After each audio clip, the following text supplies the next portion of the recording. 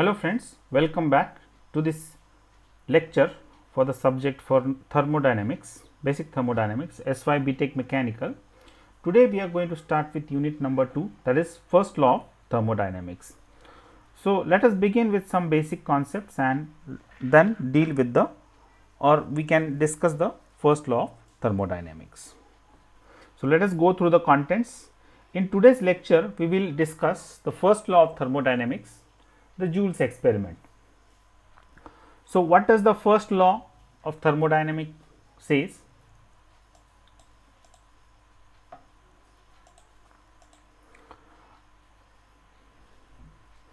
A system undergoes a thermodynamic cycle, then the net heat supplied to the system from the surrounding is equal to the net work done by the system on its surrounding. So in simple words, the total heat supplied to the system from the surrounding is equal to the work done by the system on the surrounding. So it can be represented by a mathematical equation, that is cyclic integral dq is equal to the cyclic integral dw, where cyclic integral represents the sum of the complete cycle. So we have already discussed the cycle. So either the sum of the heat of the entire cycle is equal to the sum of work of the entire cycle done by the. So in other words, the first law of thermodynamics cannot be proved analytically. So there is no such proof for it analytically, but experimental evidences have repeatedly confirmed its validity, and since no phenomena has been shown to contradict it, the first law is accepted as the law of nature. So this law is generally proved analytically, but there is no such evidence, and it is also called as the law of conservation of energy sometimes. So we will see that. So first law of thermodynamics may also be it is as follows: the heat and work are mutually convertible, but since energy can neither be created nor be destroyed, the total energy associated with an energy conversion remains constant. So in simple words, it is just like heat and work are interconvertible. Okay, it is energy is neither destroyed nor created, it is just converted. Again, the next definition you can go through is: no machine can produce energy without corresponding expenditure of energy. So there is no such machine which can produce energy without some expenditure in various forms, that is heat energy or chemical energy. It is impossible to construct a perpetual motion machine of the first kind. So we will discuss this, what is PMM of first kind, because it states that it is impossible to make such machine whose energy input is zero and it continuously goes on producing work.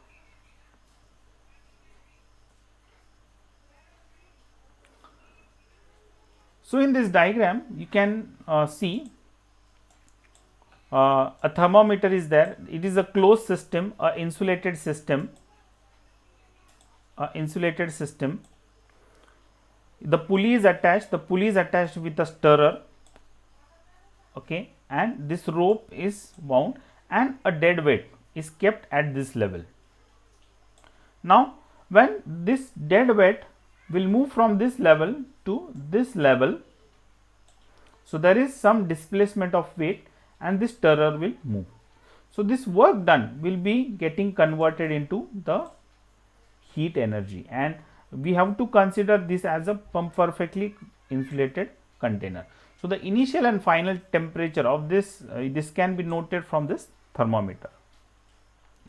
So again, from this experiment we can conclude that heat and work are interconvertible.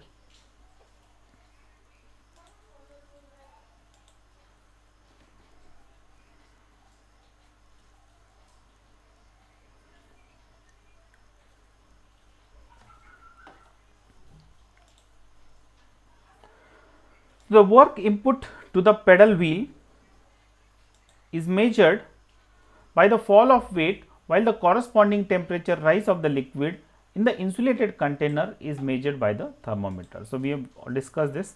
It is already known to us from the experiment on heat transfer that temperature rise can also be produced by heat transfer. Now, the experiment shows a definite quantity of work is always required to accomplish the same temperature rise obtained with a unit amount of heat. So, again here heat and work are the correlation, what we can say, the dependency of each other is justified. Regardless of whether the temperature of the liquid rises by work transfer or heat transfer, the liquid can be retained by heat transfer in opposite direction to identical state from which it started. Now, again the same heat increase can be again converted back into work. The above results lead to the inference that work and heat are different forms of something more general, which is called as energy. So, very important point. So, it is again a form of energy only, heat and work. So, work is converted into heat and heat is converted into work. And according to first law, we have this algebraic, or what we can say, the cyclic integral of dq, that is the heat produced, is equal to the cyclic integral of the work done, and a constant of proportionality is kept here, that is capital J, that is called as the, so it is the mechanical equivalent of heat. So, that J, Q is directly proportional to W, and when you remove that proportionality sign, we can say that is the J is the proportionality constant and is known as the mechanical equivalent of heat, and its SI unit is Newton meter per joule. Thank you friends, thank you very much.